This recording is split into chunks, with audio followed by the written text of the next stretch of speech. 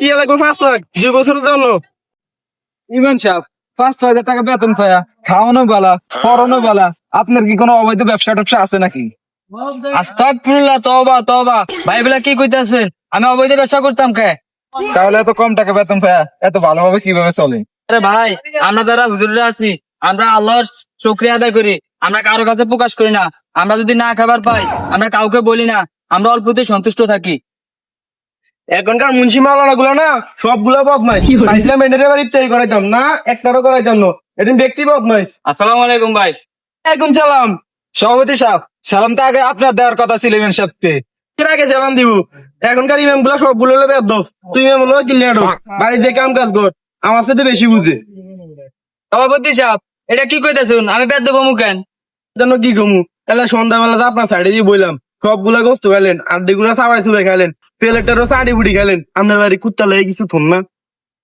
সভাপতি সাহেব, এই কথা কালকে তারাবির নামাজের পর আপনার ডান হাতে চা ছিল আর বাম হাতে সিগারেট ছিল। ও খাইছি তো কি হয়েছে? ও বাড়ির কুত্তা না, তারাবির নামাজ বাদ দিয়া ডান হাতে সিগারেট আর বাম হাতে চা নিয়া বয়ে বয়ে খা, আড্ডি বুদ্ধি খা না বাড়ির কুত্তা। এগুলা কি বলেন? এগুলা কিন্তু ভালো না। মাতাব্বর আয়তাব্বর লাই আমাদের সমাজের এই অবস্থা। আল্লাহ ওদেরকে হেদায়েত দান করুক। আসসালামু আলাইকুম হুজুর, ওয়ালাইকুম সালাম। কেমন আছেন? আল্লাহ আলহামদুলিল্লাহ, আল্লাহ অশেষ রহমতে ভালো রাখছেন।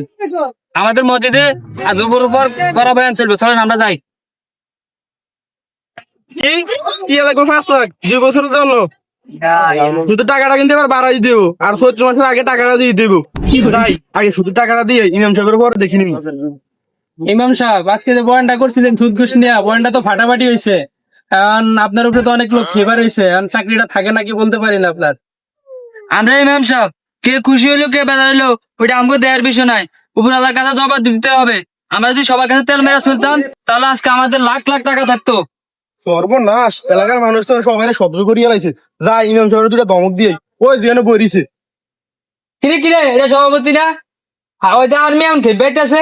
ওই তো বড় সুদখোর, ও তো আপনার উপরে আরো বেশি খেপার হয়েছে। ইমাম সাহেব আপনি কিন্তু বেশি বেশি করতেছেন। আচ্ছা, বেশি বেশি করে গেলাম। আপনার কোন ফাঁকা দেন আমি মই দিলাম? নিজেরা বেশি পন্ডিত মনে করো না, আজকে ইমাম সাহেবের ঠকে গেছে। আরে সভাপতি সাহেব, অমিত সাহেব বক্তব্য করে কি কইতে আছেন? সারাদিন তো হাদিস কোন তার নামে গেলে আগুন দিয়ে ঘুরাইবো। জিন তো আগুনের তৈরি, তাহলে জিনটা কিভাবে ঘুরাইবো? আজকে আমার এটা এখন বুঝেন। ইমাম সাহেব রাজ্যে ভালো করে আটকে।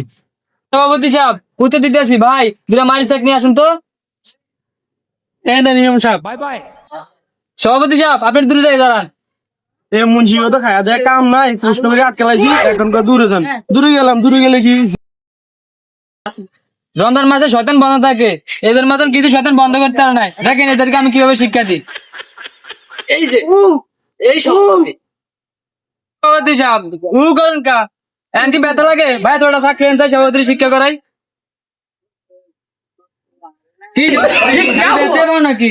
এটা ইমাম সাহেব না জল্লাদ।